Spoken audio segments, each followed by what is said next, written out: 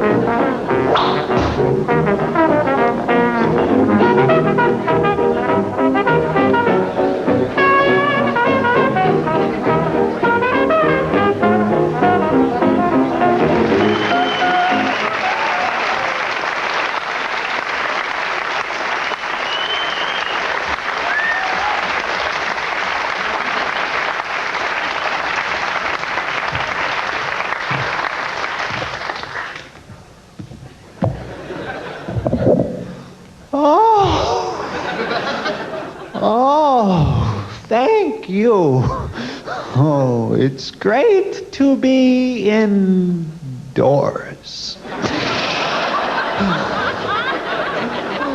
Oh, I can't get over how proper everyone here is in England. I was at the customs at the Heathrow Airport, and the guy says, "What's that toilet paper doing on your cheek?"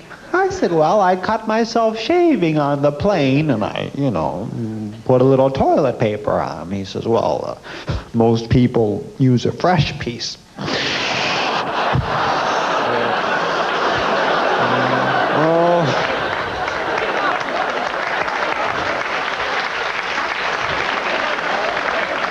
When in Rome, I'll play along.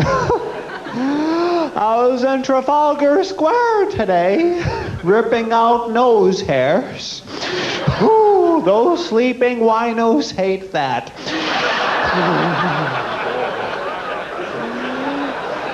But I need the incentive to jog, which isn't easy here either. This cop says, "Look, young man, if you want to go jogging, do it in a park, not a graveyard." So I'm thinking, obviously, he's not a hurdle man,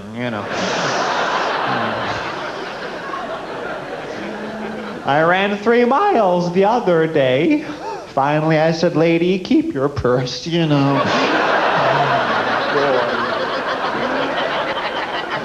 Now, it's not easy. I tried doing that Ironman triathlon. That's where you swim for 6 miles, right? Then you bicycle for 112, then you run for 26.2, So I'm doing the swimming part first. And after 5 minutes, I thought, well, this is stupid, I'm getting the bike all rusty.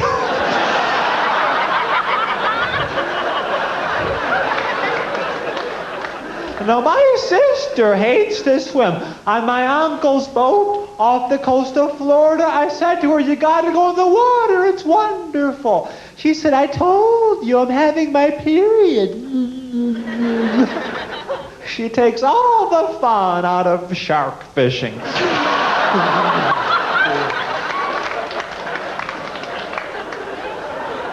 Just to lure them, I wouldn't want to hurt her. I love to fish. Once I caught a 30-pound sea bass. I was dying to mount it, but people were around.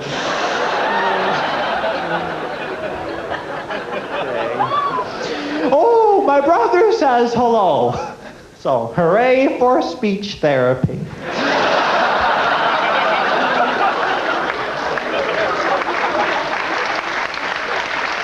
Know it.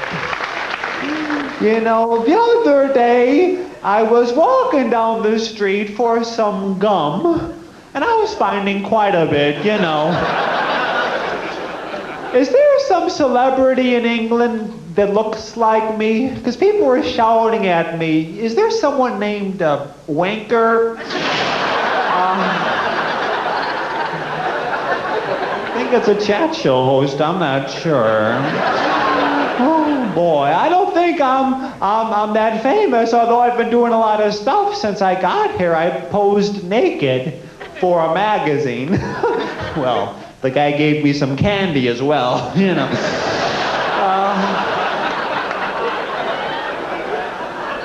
Oh, guess what? I am never going to argue sports with anyone in England again. I was at a pub the other night, nursing a beer. Oh, my nipple was quite soggy. And the guy next to me said, "I think Ireland has the best team in football." I said, "You're nuts." And he punches me. So that's the last time I'll warn someone that his balls are on fire.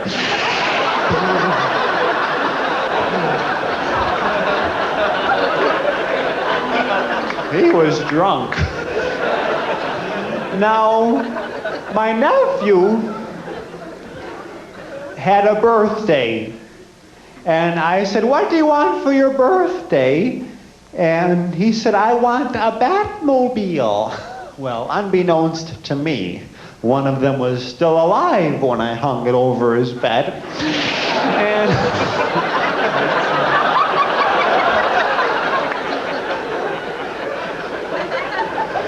I should have known better because I went to see Batman last summer, you know.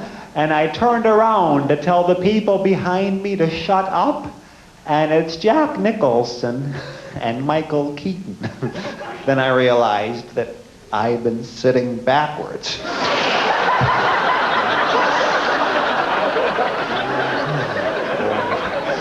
Do you like crying babies at the movies? I like to sit behind them. You figure they're going to cry anyway, right? So you flick him in the head. Who's going to know?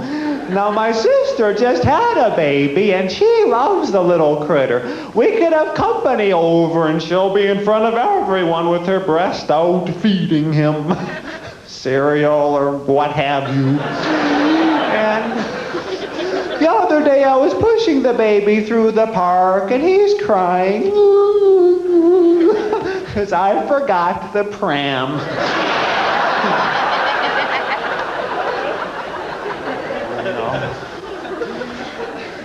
The other... Oh, yes, I dress for the ladies. I'm a great lover, I bet.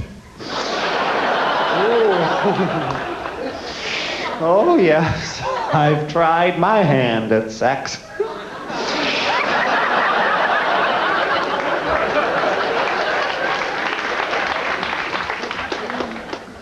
I've been having problems with my girlfriend. I know it. She's mad at me because I told her she looked sexy with black fingernails. And now she thinks I purposely slammed the car door on her. Plus, I think she might also be upset because I accidentally threw up on her grandmother. I was leaning over to kiss her grandma goodbye, and I got a whiff of her stale perfume, and I accidentally threw up all over her. Luckily, I was one of the last mourners in line. Oh. Could have been a lot worse if you asked me. People come up to me concerned that I'll reproduce. Well, I think I'd be good with kids. For instance, my nephew is scared of the dark. And I've always thought the best way to teach a kid not to be scared of the dark is to fill his daylight hours with as much horror as possible. So he prays for the darkness to come. He's a brat. I'm at a picnic with him. He said, Uncle Emo, there's a bug in my eye. Do something, you moron. You know, so I get the insecticide. Changes his mind. You know, I think kids are a lot of fun. And I like animals as well. I have a love for animals that's almost illegal. I had a monkey when I was a kid, cute little monkey. He used to do a cute little dance on his hind legs every time I would hold the leash up high enough. You know, it's nice to be here in England because the economy's going very well. You know, I'm glad for you. I'm from America and the economy's having problems. We have a $200 billion a year budget deficit. And my advice to President Bush, don't worry about it. What's going to happen is Japan going to come over and say, hey, Uncle Sam, we want the money. We'll say we don't have it. They'll say you don't have it. What did you spend the $200 billion on? And we'll say, well, these nuclear warheads. And they'll say, well, we don't need it right away.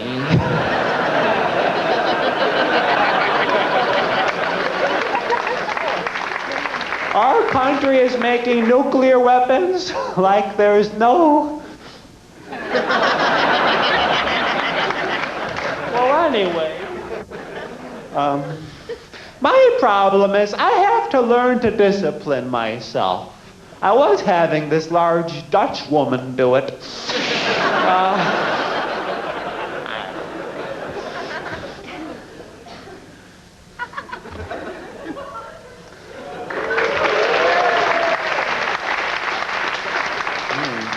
Sorry I did it now.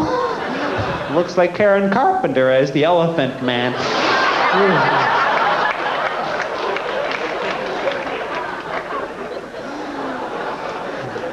This reminds me of the time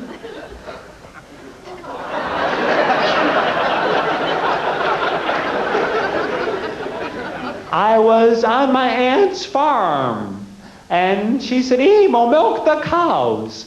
And I had never done this before. Well, I come back after an hour. I said, the big one with the horns almost killed me. She said, that's the bull. So now I don't feel bad that I only got half a cup.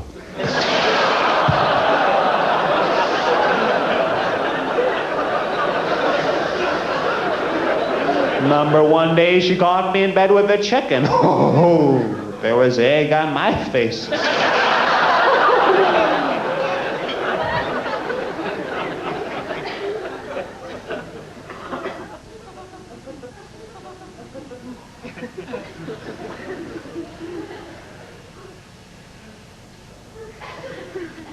I was in bed the other night, and I heard my parents in the next room arguing about me. You know, parents will argue, saying stuff like, oh, I told you he'd live, you know.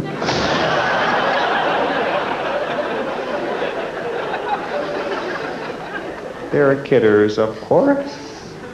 My mom said when I was born, they threw away the mold. Oh, some of it grew back, you know, but... Remember one day, I'll never forget. I was about 4 years old, and I was playing one day, and I saw the cellar door open, just a crack. Now, my folks had always warned me, Emo, whatever you do, don't go near the cellar door. But I had to see what was on the other side if it killed me. And I went to the cellar door and I pushed it and walked through, and I saw strange, wonderful things. Things I had never seen before. Like trees. Grass. The sun. That was nice. Yeah, my folks were very protective of me. I couldn't even cross the street without them getting all excited and placing bets.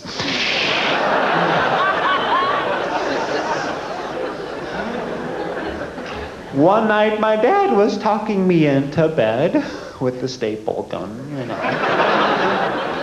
I said, Daddy, tell me a story. He said, Emo, I need my sleep. I have to look for work in the morning. I said, come on, tell me a longer one.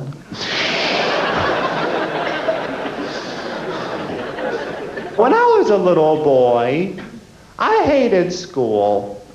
'Cause, you know, a lot of stuff in school, let's face it, you don't appreciate till you get to be older. You know, little things like being spanked every day by a middle-aged woman, you know. Stuff you pay good money for later in life. Once our teacher said, Emo, what's 5/19 and 4/15? And my brain started to bleed. She said, take it easy, what's our common denominator? I said, a fondness for little girls. Ooh, she was by and large. But anyway, she sent me to the principal, which is like your headmaster. And I'm walking down the hall. I thought, oh, this is horrible. My friend Jimmy went to the principal last week, and he's still not able to sit down. So I'm praying, oh, please don't let him find me attractive.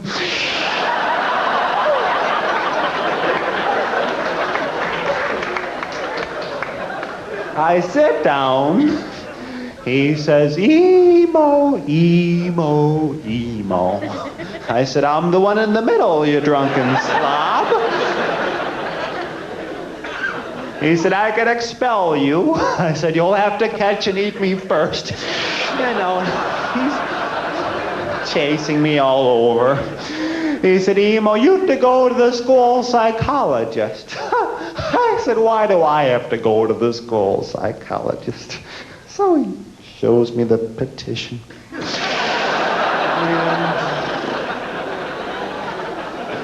I go to the psychologist.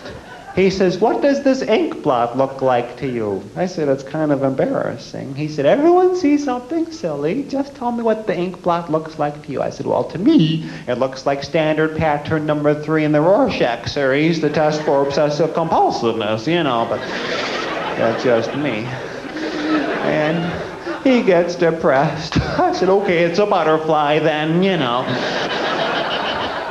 He says, what does this ink blot look like? I said, it looks like a horrible, ugly blob of pure evil that sucks the souls of men into a vortex of sin and degradation. He said, no, the ink blot's over there. That's a photo of my wife you're looking at. I said, oh, was I far off? He said, no. And he gives me a chocolate Easter bunny. And I eat the chocolate bunny, and I think, wait a second, was this a test too? He says, yeah. I said, what does it mean? He said, well, had you eaten the ears first, you'd be ambitious. Had you eaten the feet first, you'd have an inferiority complex. Had you eaten the tail first, you'd have latent homosexual tendencies. And had you eaten the breasts first, you'd have a latent Oedipal complex. I said, well, go on. What does it mean when you bite out the eyes and scream, stop staring at me?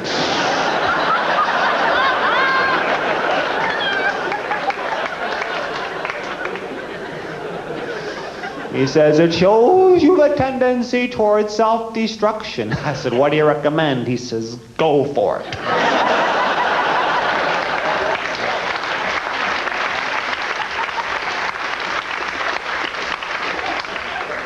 That Friday afternoon, I'm walking home from school, and I'm watching some men building a new house. And the guy hammering on the roof calls me a paranoid little weirdo in Morse code.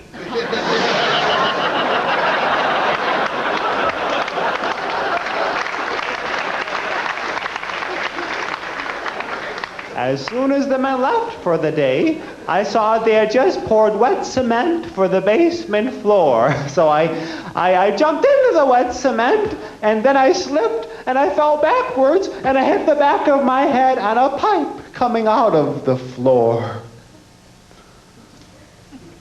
When I came to, early the next morning, the pipe held my head above the surface, while the rest of my body below the neck was completely covered by the now hardened cement. I thought, well, this is bad. I know I'm not going to fit into the new family's decorating scheme. Unless, of course, they've chosen a Last Day of Pompeii motif.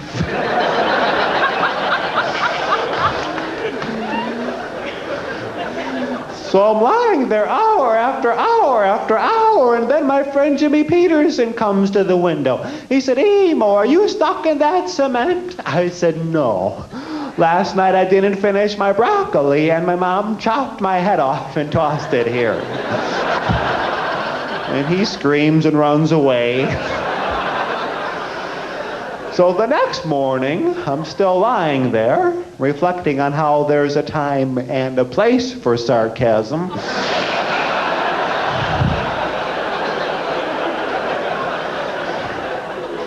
And it starts to rain. And after several hours, the basement begins flooding with water.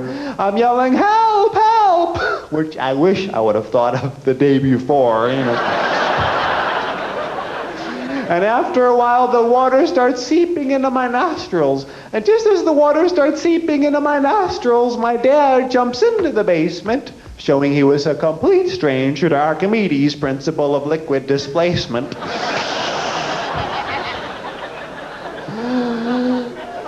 So I'm trying desperately at this point to evolve a blowhole. But my dad takes out a flashlight, a torch, you know, and he puts the cylinder part into my mouth so I could breathe through it like a snorkel. So now I'm choking on the batteries. But my dad takes out a chisel, and before you could translate the book of Maccabees from Hebrew to Lithuanian, he frees me from the cement. He said, well, Emo, I had you out in no time at all. I said, well, geologically, perhaps, you know. And I guess the circumcision was an extra bonus. He said, now, no pain, no gain. I said, well, no rhymes, no moronic generalizations. And he grabs me by the throat, says, no air intake, no smart comments, Buster. I said, no free hands, no protection to the groin.